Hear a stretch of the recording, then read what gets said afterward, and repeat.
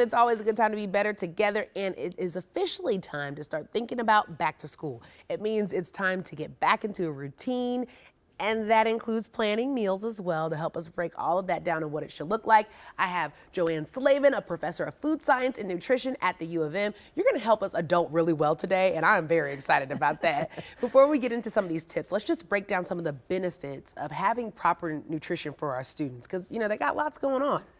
Everything is affected by what they eat, right? And so as parents, we're always, we want to make sure they have breakfast, lunch, and dinner and have the right snacks. And there's good data too. When we look at the research area, if kids skip breakfast, they miss lunch, they don't eat lunch for some reason, they can't think, they can't do well on tests, they can't perform in sports, their music is bad too. So we really want to make sure that it's available to them and they actually enjoy it. You know, the idea of eating lunch with your friends, enjoying lunch rather than, you know, if you don't eat it, there's no nutrition. So we want to make sure.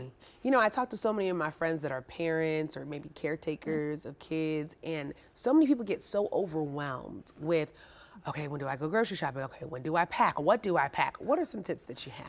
Yeah, to me, it's pretty easy if you look at the myplate.gov, you know, and even a pizza has all those pieces. So we've already done it. You know, people, when they put together a meal, they think about protein, fruits, vegetables, whole grains, all the things we want to put together.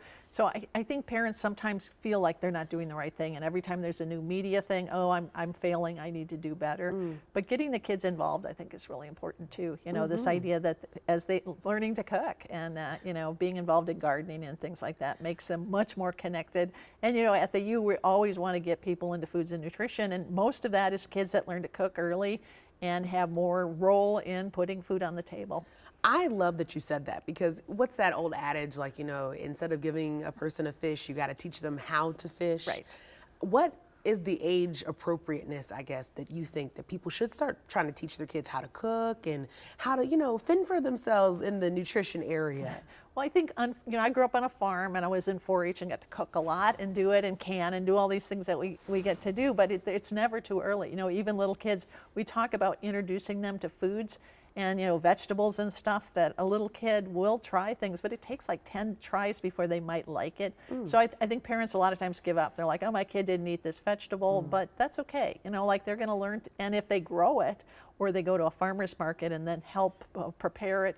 And sure, there's safety with knives and things we have to be, but there's really good recommendations and recipes for how to get kids at every age included into foods and enjoying it. You know, I don't think so much of nutrition recently has been, oh, don't eat this, don't eat that. Yeah. You're failing as a parent, you're failing as a kid, and it's like, no, bringing people together around food and preparing food and enjoying food, that's what it's all about. It's literally the epitome of community. Before I let you go, let's talk about dinner, okay? What are some things that people should keep in mind for planning for dinner?